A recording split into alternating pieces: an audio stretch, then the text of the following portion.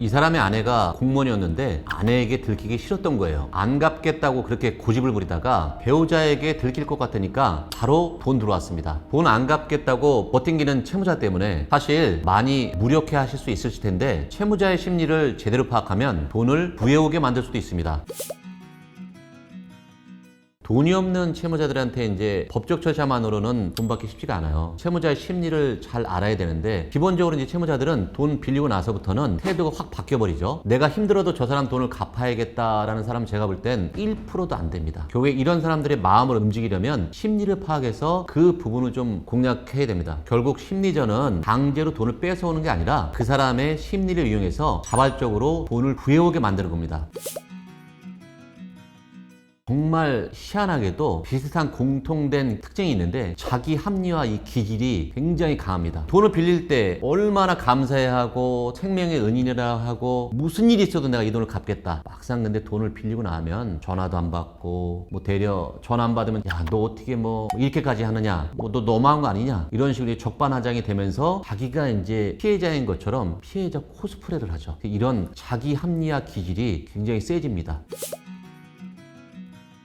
어떤 효과가 있냐면 애초에 이제 돈을 갚을 능력도 마음도 없는 채무자들의 마음을 바꾸는 거죠. 이 심리전을 통해서 변제 의지와 그리고 돈을 구해오게 만드는 그런 과정을 만드는 거죠. 뭐 예를 들자면 신용이 중요한 채무자에게는 그 신용을 떨어뜨리는 채무불이행 명부등재를 신청한다거나 가족에게 이 사실을 알리고 싶지 않은 채무자들은 그 부분을 공략해서 유체동산 압류 집행, 즉 빨간 딱지 붙이는 그런 법적 절차를 진행한다거나 그 사람이 실제로 불편하고 부담을 주는 그런 압박 대상을 찾는 게 굉장히 중요하죠. 저만의 대화법이 있습니다. 우선 채무자와 통화를 하거나 만날 때 이 사람이 내 말을 듣고 얻는 것이 무엇인가 메시지를 좀 전달하는 건데요. 예를 들어서 몇 월 며칠까지 돈을 갚지 않으면 법적 절차를 진행하겠다라는 이제 불이익의 메시지를 주거나 반대로 몇 월 며칠까지 약속을 지켜주면 금전적 이익이 있을 것이다라는 이익을 주거나 어떠한 경우에도 쓸데없이 감정 싸움을 하지 않고 이익이든 불이익이든 메시지를 전달한다는 것이 중요합니다. 이런 식으로 이제 대화를 하다 보면 거짓말 횟수가 줄어들고 정말로 자기가 입금할 수 있는 그 약속을 하게 되는 효과가 있습니다.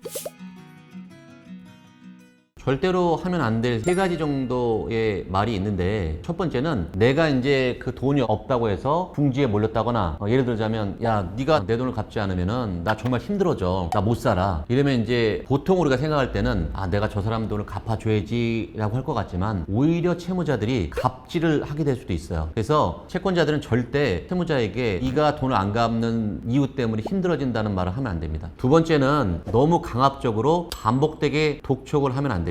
그 이유는 채무자가 변제 의진이 있는데 변제 능력이 없는 채무자가 있어요. 이런 사람들에게는 여러 가지 변제 방법에 대한 대안을 주면 좀 시간이 걸려서 그렇지 받을 수가 있거든요. 그런데 일방적으로 너무 반복해서 채무자를 다그치고 돈 달라고 하면 이런 기회를 놓치게 되고 그 채무자들은 다른 사람 돈부터 갚게 되거든요. 그래서 결국에는 우선순위에서 밀리게 되는 거죠. 세 번째는 채권자가 먼저 채무자에게 돈을 깎아준다는 얘기를 먼저 하면 안 됩니다. 그렇게 되면 나중에 돈을 못 받았을 때 내가 깎아준 그 금액 이상으로 채무자가 돈을 갚아야 된다는 생각을 하지를 않아요. 그래서 무조건 돈과 관련된 얘기는 채무자가 먼저 이야기하도록 유도를 해야 유리한 협상을 이어나갈 수 있습니다.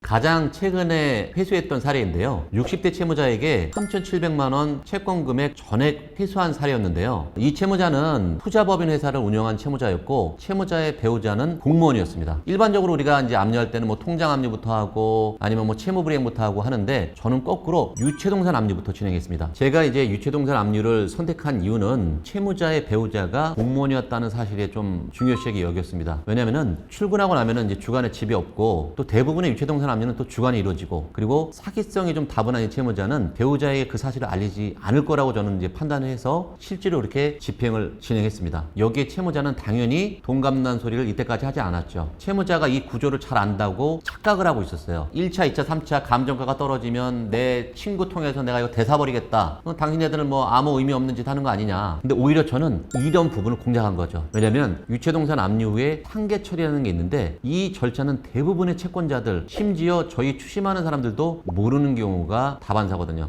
그래서 유체동산 압류에 대한 상계를 해서 실제로 채무자가 점유하고 사용을 하고 있지만 소유권은 채권자께 되는 거예요. 이렇게 되면 어떤 효과가 있냐면 소유권을 가진 채권자가 채무자에게 협의해서 안에 있는 모든 압류된 물건에 대한 소유권이 생기게 돼서 채무자 협의에 대해서 언제든 그 물건을 다 뺏어올 수가 있습니다. 그래서 저는 이제 채무자에게 일주일 후에 채권자와 내가 용달차를 가지고 올 테니까 안에 있는 냉장고에 있는 물건들, 옷장에 있는 옷들 다 빼라고 했습니다. 채무자가 결국에는 배우자에게 들키기 싫으니까 3,700만 원 전액을 입금하게 된 거죠. 무조건 강하게 나간다고 돈을 받는 게 아니라는 걸 기억해 주셨으면 좋겠습니다.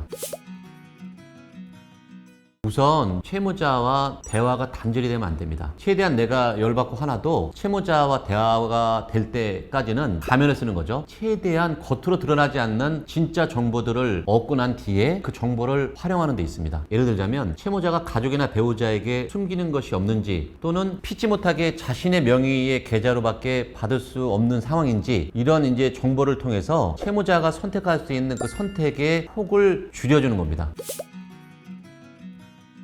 재산이 없는 채무자에게 돈을 받으려면 법적 절차와 심리적인 압박 두 가지를 이제 같이 해야 되는데요. 그 안에서 조금 주의하셔야 될 거는 내가 채무자에게 내뱉은 말에 무게가 좀 실려야 돼요. 그러려면 내가 한 말에 대해서 실행을 옮겨야 됩니다. 예를 들어서 뭐 언제까지 돈을 안 갚으면 압류한다, 뭐 찾아간다 이런 말을 내뱉었으면 실제로 그걸 해야 됩니다. 그렇지 않으면 이제 채무자 입장에서는 말만 하는구나, 뭐 그러려니 하고 또 넘기고 이런 악순환만 좀 반복되는 거죠. 그래서 내가 어떤 말을 했을 때 실행하면 채무자는 그 부분이 각인돼서 저 사람의 약속은 좀 지키는 게 낫겠구나라고 만드는 거죠. 중요한 건 말만 하는 것이 아니라 내가 한 말은 반드시 실행해 주는 것이 중요합니다.